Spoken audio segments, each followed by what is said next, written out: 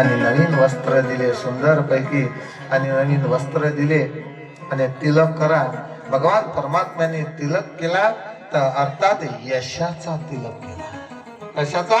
यशस्वी भव, वारी तुझी सफल झाली सुदामा, सफल झाली. नवीन वस्त्र दिले, नवीन वस्त्र प्रदान केले. सुदामा नवीन वस्त्राकडे पाहताय तेव्हा किती सुंदर आहे तुझे वस्त्र. भगवान परमात्मा म्हणता आता चिंता करू नको, तुला सर्वच काही प्राप्त होईल. यश जेव्हा मिळालं ना तुमच्या कार्यामध्ये, तुम्हाला ज्या रोजी तिलक झाला, होम झाला, यश तुम्ही प्राप्त केलं गड्यो. आता भगवान परमात्मा म्हणतात की रुक्मिणी, माझा सुदामा भोकला असेल का, काही फळ गिळा, भोजनाची व्यवस्था कर. रुक्मिणी मातेनं मारा सुंदर पैकी या ठिकाणी भोजनाची व्यवस्था केली. म्हणतात फळं होते, फळं द्या, फळं द्या सुदाम्याजवळची द्या. का सुदामा हळूहळू खायचे बाबा ते फळ होय. आणि सुदाम्यानी महाराज फायरिंग करायला सुरू.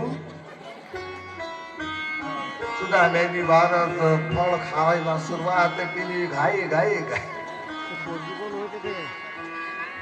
सुदामा माझ्याकडे बघा बाप्पा, हो हे द्वारका आहे. पाहिजे हळूहळू. रुक्मिणी पाणी पा, पाणी. रुक्मिणी माता हळू हळू हळू हळू हळू हळू. ठसका लागला सुदाम्याला गड्यो आणि पाणी दिलं माझ्या भगवान परमात्म्यांनी. पी, हळूहळू पी बाबा, हळूहळू पी. म्हणतात सुदाम्याला खूप महाराज पक्वान भोजन मिळाले. आणि कृष्ण कन्हैया आणि रुक्मिणी माता पुन्हा सुद्धा भोजन दिलं आणि सेवा करत आहेत. सुदाम्याची खूप सेवा करत आहेत, खूप सेवा करत आहेत, खूप सेवा करत आहेत. आणि भगवान परमात्मा महाराज पाहता पाहता महिना झाला हो. सुदा द्वारकेमध्ये आहे. वारीमध्ये येत असताना रोड होता थोडासा, सुदामा रोड. आता सुदामा महाराज द्वारकेमध्ये आहे तर गाल वरती आले म्हणतात. सफरचंदासारखे गाल झाले. खूप सेवा करू लागले. आणि रुक्मिणी माता हवा घालत आहे. थोडी पंख्याने हवा घाला. आहे का पंखा? पदरानच कावीना हवा घाला कृष्ण कन्हैयाची, सुदाम्याची. रुक्मिणी सेवा करू लागली. पाहिजे हवा लागे, थंडीचे दिवस आहेत. आणि म्हणतात सेवा सुरू आहे. आणि सेवा करत असताना कृष्ण कन्हैया म्हणतात सुदामा, यशाचाच तिलक लागला गड्या, पण मला एक गोष्ट सांग, तू खरं खरं सांगायचं. जेव्हा आपण गुरु मातेकडे गेल्यानंतर गुरु मातेनं आपल्याला चणे दिले होते खायला, एकट्याने खाल्ले की नाही खाल्ले? सुदामा म्हणतो हो देवा खाल्ले. बस तीच महाराज काय ना, तू त्या ठिकाणी मला सगळं खोटा बोललास. लक्ष्मी काढून घेतली. सुदामा विवाह झाला की नाही झाला रे? सुदामा म्हणतो झाला ना देवा.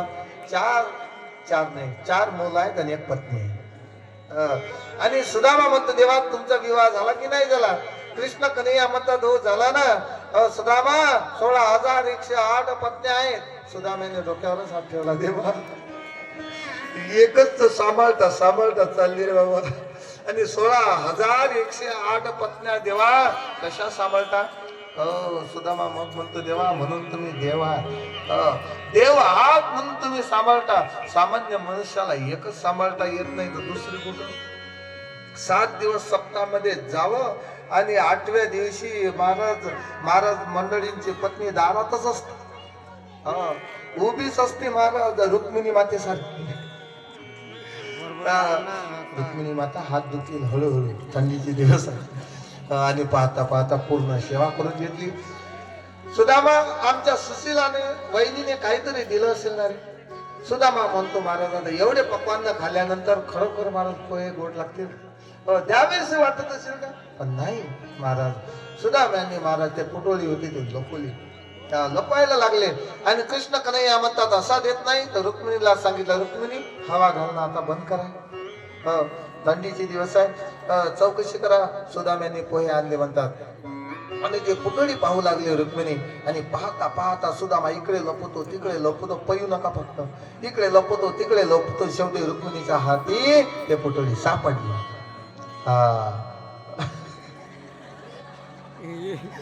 रुक्मिणी माता म्हणू लागली आता संधी नाही आहे महाराज. हो आणि रुक्मिणी मातेने ते पुतळी घेतलेली आहे, भगवंताच्या हाती दिली. आणि भगवंतानी महाराज त्याच्या गाठा सोडल्या. एक गाठ सोडली तर सुदाम्याच्या जीवनामधले दुःखाची गाठ सुटली. दुःखाची गाठ सोडली गड्यो, एक गाठ सोडली, दुःखाच्या गाठा सोडल्या, दुःख संपवलं, यशाचा तिलक केला, यश प्राप्त करून दिलं. गाठा सोडल्या तर महाराज सूर्याच्या जीवनामध्ये म्हणतात की दुःखाच्या गाठा सोडल्या आणि महाराज त्यामध्ये असणारा तो प्रसाद भगवान परमात्म्याने एक चिमट घेतली, आपल्या मुखामध्ये टाकले. तर विश्वकर्माला आज्ञा दिली, विश्वकर्मा जशी माझी नगरी असेल सुदाम्याची नगरी बनवून ठेव. तर महाराज विश्वकर्मांनी नगरी बनवून ठेवली सुदाम्याची. दुसरा घास सेवन केला तर महाराज वैभव प्राप्त करून दिलं, विश्वकर्मांनी तिकडे वैभव दिलं. तिसरा घास सेवन करणार, आता रुक्मिणी मातेने हात पकडला भगवंताचा, देवा खायचं नाही बरं का, खायचं नाही. लगेच तो प्रसाद घेतला, 16,108 पत्न्यांना तो प्रसाद वाटून दिला. द्या वाटून, आणि इथं ठेवा प्रसादामध्ये, तो प्रसाद सर्वांना तो प्रसाद मिळणार आहे. आणि शुद्धीजी राजा परीक्षितीला सांगू लागले की राजा, सुदामा कृष्ण कन्हैया मोठ्या आनंदाने मोठ्या प्रेमाने, जशी सुदाम या भगवंताची नगरी आहे तशी सुदामाची नगरी झाली, द्वारका झाली. आजही तुम्ही पोरबंदरला जाऊन पहा, जशी द्वारकेला गेले तशी आज पोरबंदर त्या ठिकाणी झालेलं आहे. आणि सिद्धीजी राजा परीक्षितीला सांगू लागले की राजा, कृष्ण कन्हैया आणि रुक्मिणी माता मोठ्या आनंद, रुक्मिणी माता कृष्ण कन्हैया सुदामा खूप सेवा करू लागल्या, महिनाभर राहिले.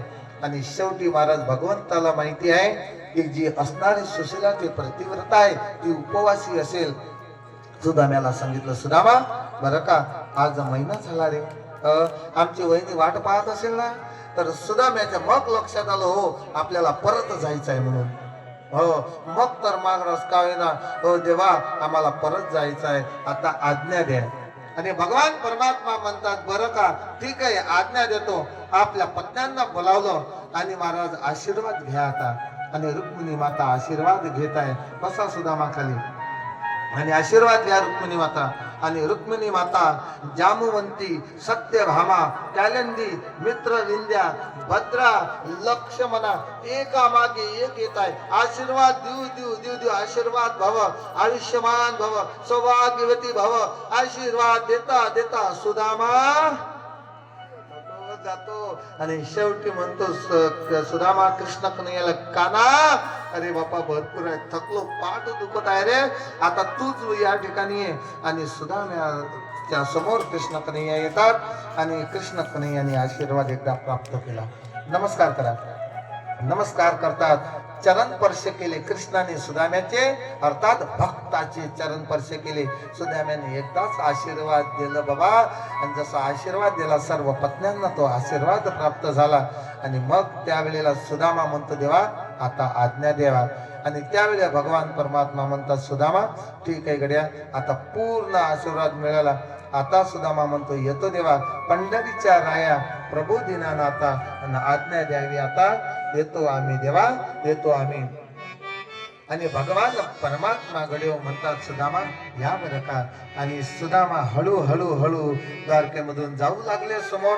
कृष्णाने पुन्हा हाक मारली आणि सुदामा, हे सुदामा. सुदामा म्हणतो, देवा काय झालं आता. काही नाही, भगवंताला माहिती आहे महाराज, कारण सुदाम्याच्या अंगावरती अलंकार होते, सुदाम्याच्या अंगावरती नवीन वस्त्र होतं ते काढून घेतलं, अलंकार काढून घेतले, जुने जे वस्त्र होतं तेच वापस दिले. कारण भगवंतालाही माहित आहे की या जगाची रीत कशी आहे महाराज. द्वारकेमधून निघावं तर महाराज भगवंताची रीत माहित आहे. सर्व अलंकार काढले, नवा शेला काढला, नवे वस्त्र काढले. सुदामा म्हणतो, देवा एवढं तर देता. सुशीला काय म्हणे, तुमची बहिणी इथून गेल्यानंतर का फक्त खाऊन नारळ आणले का. अशा प्रकारे सुदामा पुन्हा विनंती करतो, देवा आता आज्ञा देता का. हो भगवंत म्हणतात जा. भगवंताला माहित आहे सुदामा जेव्हा नगरीमध्ये जाईल पोरबंदरला तेव्हा कळेल आपलं महत्व. आणि सुदामा हळूहळू नमस्कार करतो, देवा जातो बरं का, जातो बरं का. आणि जातो म्हणू लागला महाराज. आणि पुन्हा देवा येतो, काय जातो म्हणायचं नाही. पंढरपूरला गेल्यानंतर देवाला काय म्हणायचं, देवा येतो. आणि आपण जर गेलो कोण्या घरी, पाहुण्यांच्या घरी, आई वडिलांना तिकडून येत असताना एवढंच म्हणा, आई येतो का. एवढं म्हणावं देवा येतो बरं का. आणि सुदामा हळूहळू महाराज पोरबंदर मध्ये जाऊ लागलेले आहे. आणि पाहता पाहता कडे सुदामा आहे आणि सुदामाचं जीवन फार सुंदर आहे. आणि सुखदेवजी राजा परीक्षितीला सांगू लागले. सुदामा पुन्हा म्हणतो कृष्णा हे काना येतो. आणि भगवान परमात्मा म्हणतात सुदामा एक लक्षात घे, आता शेवट सांगतो, आता तू एकटाच आलास. काय आला? तू एकटाच आला. आता एकटा यायचं नाही तर जोडप्याने यायचं. काय यायचं? सुशीलाला सोबत आणायचं, परिवाराला सोबत आणायचं. आणि पुन्हा महाराज नमस्कार करतात ए मेरे दोस्त. आणि पुन्हा बरं का या. आणि भगवंत पुन्हा महाराज काय आसनावर बसतात. आणि सुदामा महाराज या ध्यान यज्ञ मंडपामधून सर्वांना महाराज नमस्कार करीत करीत पुन्हा महाराज आम्ही जातो आमच्या गावा. आमचा राम राम घ्यावा महाराज. पुन्हा पंढरीच्या राया प्रभू दीनानाथा आज्ञा द्यावी आता येतो आम्ही.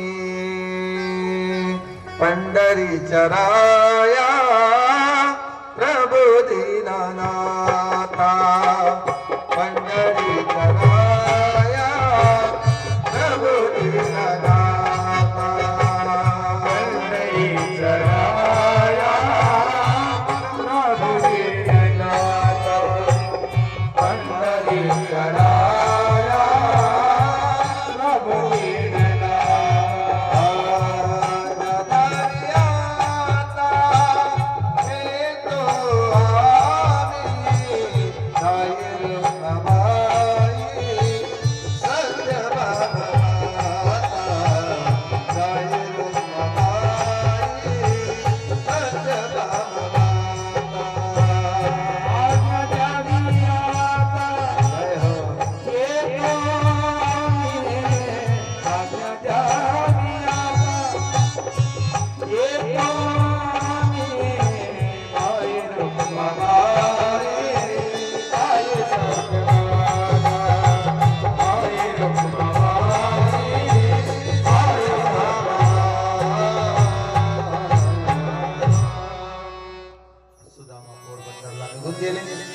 त्या ठिकाणी म्हणतात की सुदामेने हे वैभव पाहिलं. सुशीलाने आरतीचं ताट काढलं आणि सुशीलाने तिलक केला. स्वामीला म्यानामध्ये बसवलं, आपल्या नगरामध्ये घेऊन आली, आपल्या बंगल्यामध्ये घरामध्ये घेऊन आले. भगवंत महाराज कृपाळू आहे आणि दयाळू आहे. सुशीला हे झालं कसं ग? झोपडी होती झोपडी, माल कसा झाला? नवी एकट्याचाच नाही तर सर्वांचा माल कसा झाला? सुशीला म्हणू लागले सुदाम देवजी भगवान परमात्म्याला तुम्ही काय दिलं? काय दिलं? मोठी पोहे